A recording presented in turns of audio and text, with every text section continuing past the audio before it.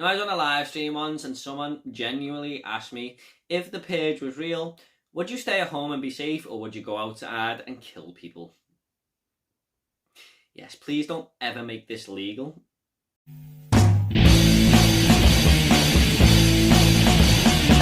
What is up, everyone? We're back again with another review, and this is going to be for the 2021 film The Forever Purge, and this is directed by, and I'm sorry if I pronounced these incorrectly, Everado Gout, Ana De La Reguera, Tenoch, Huerta, and Josh Lucas.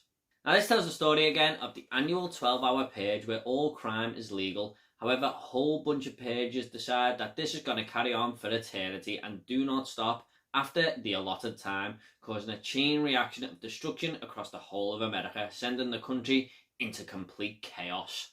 The Purge franchise, not something I'm a fan of, in all honesty. I know a lot of people love these films, but even the second one, The Purge Anarchy, is just pretty average to me, and that's everyone's favourite movie. I actually like the election year a little bit more. The latest one, The First Purge, which is a prequel, was horrible. So I wasn't too upbeat about going into this film, I've got to be honest. Now, I do think this is a brilliant concept, and if executed well, these films could be great, but it's just never quite hit the mark for me, unfortunately, so far. I must admit, though, every time it happens in one of these films, it sends shudders down my spine, and that is when the alarm goes off and the government announces that the purge is about to begin. I mean, a lot of people say, can you imagine if the purge was real? It's just a grim reality to think of, isn't it? But it does play into that realistic vibe along with the story. So, like I said, good concept. Now, the purge is pretty much over here within about 10 minutes once it starts, because like I said at the start of the review, there's a lot of people who want to carry it on for eternity, and this actually takes the film into daylight scenes. Now, one of the main reasons I really haven't latched onto this franchise, to be honest, is because they are just so dark and dull and depressing throughout the whole film. But this change it up a little bit and give the movie a little bit of refreshment. Now, characters in this film are constantly just trying to get away from the chaos, and it leads us to a lot of different locations, outbacks, little towns here and there, desert-like locations, and it was nice to change that up as well, instead of just being stuck in the one part of this city throughout the whole movie, or a house like the first film. Now, the subject of racism is really the tone throughout this film. A lot of these rioters are coming out on speakers and stuff and saying, we're here to cleanse America, if you like. And I didn't quite know where they were going with this throughout the whole runtime, but when you see those final scenes, I do think the movie gets its message across and what it was trying to portray there.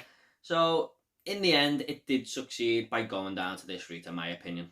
Now, this is also played upon within the core group of characters that we have in this film. Half of them are Mexican, half of them are American. I'm not going to say too much about the conflicts they have or anything, but they've got to work together in order to get themselves out of some pretty dangerous situations, as you can imagine.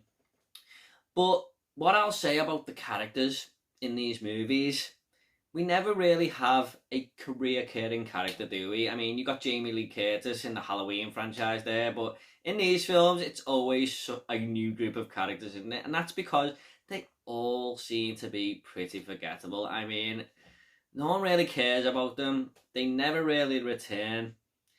And that's the same here. We are introduced to a load of new characters, and there isn't much to them whatsoever, I'm afraid. I mean, some of them are given little story arcs here and there. Ana De La Reguera is probably the best character in the film. She's like this badass chick who puts up a fight and is really important to the group, I suppose. And Josh Lucas probably has the most interesting little bit of backstory there, because he sort of plays on the tone of what the film is going for, and they use his character to sort of get messages across and stuff. But honestly, most of these characters just didn't do a thing for me, and they were just there because we needed some characters to be there.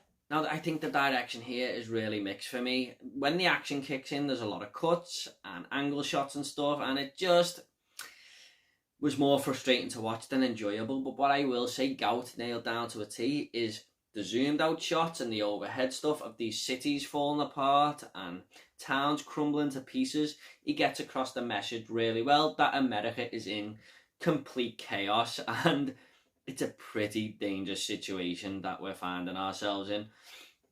And what I always liked about these films are the news reports telling you what's going on, and we get a lot of that here as well. So that was another welcome addition. I always find it interesting when we hear where the page is actually at this stage and what's happened to a bunch of people in this location. I just think it adds to the story a lot. There's a couple of great moments here too. One involving a character trapped in a cage, and this drill mechanism is coming towards this character, and I thought, oh, this person's in trouble here and this is going to hurt. And there was a couple of hostage situations where you didn't quite know which way it was going to go, and that just added even more to the tension. But most of this movie, for its runtime, is just people shooting at each other. And that's where my main problem for the Forever Purge lies. It just felt very repetitive and samey throughout. A good example of this can be the chase scene in Bad Boys 2. Now, that goes on for like 15 minutes, but it just feels like the same chase scene all the way through. There are no creative ideas from the director and stuff. It's just things happening, and then the same things happening, and then the same things happening for the whole chase scene. And that's what it's like with this movie. It's just people shooting at each other constantly, and it just became very tiresome, especially when you throw in all the cuts and the shots I mentioned before, just to make it a little bit sore on the eye there. It just became very boring for me very quickly. This film also sets itself for another, of course, and this is going to be like the Fast and Furious 9 at one point, isn't it? I mean, I do feel like it's going towards the cash grab type of movie, and I don't blame them. If they're making money, they're going to make more of these, aren't they? People will go to see these films, and like I said, there's a lot of people out there who do like this franchise, but I just wish that someone would make a brilliant one of these, because like I said at the start of the review, the potential is there. Give the next one to fucking Quentin Tarantino, man, and just let him do it. Well, I'm laughing there, but that's actually a pretty good idea. Despite the flaws, though, I do feel like this is one of the better Purge movies, if not the best. I do like the way they try to bring a couple of fresh ideas by having it in daylight and stuff, and not just having the normal 12-hour Purge all taking place in the one location and stuff that we usually see in these films.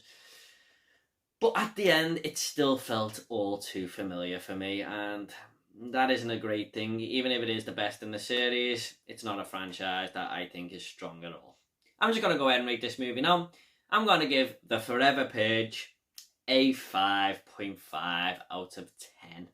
Yeah, I'll probably be back next year or the year after saying the exact same damn thing for the Purge 6. Okay, at the end of these reviews, I always like to leave a little fun fact. Now, a fun fact for the Forever Purge is that Jason Blum actually tried to get Sylvester Stallone to star in that film. Well, that's a start, bringing one of my favourite actors of all time into a franchise that needs freshening up. That'll do me. Okay guys, I hope you all enjoyed this review. Please consider subscribing to the channel. I've got a lot more reviews coming, lots more videos, and if you want to comment about the Forever Purge or the Purge franchise in general, leave it down below and I'll get back to every single one of you, I promise. Take it all easy guys. I'll see you all next video.